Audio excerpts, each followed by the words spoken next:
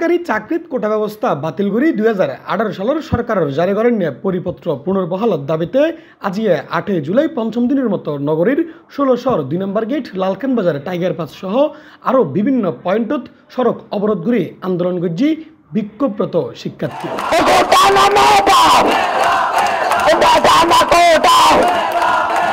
বিকেল 4:30 সড়কত যানবাহন আটকা পড়ে। মোড়ের মাঝখানে গোলগড়ি বইরে শিক্ষার্থী হলে কোটা বিরোধী নানা স্লোগানদের কার প্রতিবাদী গান এবং তার আতত আসিল কোটা বিরোধী নানা রম্যে প্লেকার্ড।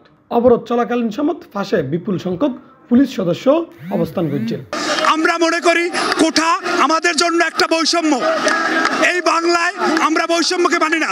কোটা প্রথার বিরুদ্ধে আমরা অবস্থান করেছি। আমাদের দাবি না যতক্ষণ পর্যন্ত মানা হচ্ছে আমরা রাজপথে থাকব। আমাদের দাবি মূলত একটাই, সকল চাকরি থেকে কোটা বৈষম্য দূর করা এবং মেধার ভিত্তিতে স্মার্ট এবং আগামী বাংলাদেশ গড়ে তোলা। যতদিন পর্যন্ত দাবি মানানো হবে ততদিন পর্যন্ত আন্দোলন চলবে।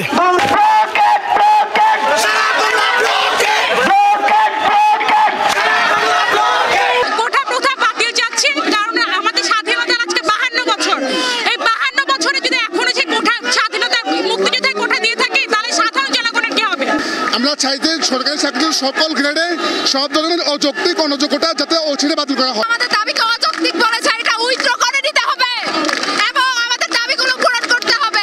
আন্দোলনরত শিক্ষার্থীরা যে হুয়াক্কান দাবি তুলে দিকে তাহলে 2018 সালের পরিপত্র বহাল সাপেক্ষে কমিশন গঠন করে যত দ্রুত সময়ের মধ্যে সরকারি চাকরির সব গ্রেডত অযৌক্তিক ও বৈষম্যমূলক কোটা বাধ্যন ফুরিব। সেক্ষেত্রে সংবিধান অনুযায়ী শুধু অনগ্রসর জনগোষ্ঠীর হত্যা বিবেচনা করা যেতে পারে। সরকারি পরীক্ষায় কোটা সুবিধা একাধিকবার ব্যবহার করা যেত নয় ও কোটায় যোগ্য প্রার্থী না পাইলে শূন্য পত্তিনুত মেধা অনুযায়ী নিয়োগদান করিব এবং দুর্নীতিমুক্ত নিরপেক্ষ ও মেধাভিত্তিক নিয়োগ বাস্তবায়ন করণ করিব। ইফতেখার নতিশন, C+ চট্টগ্রাম।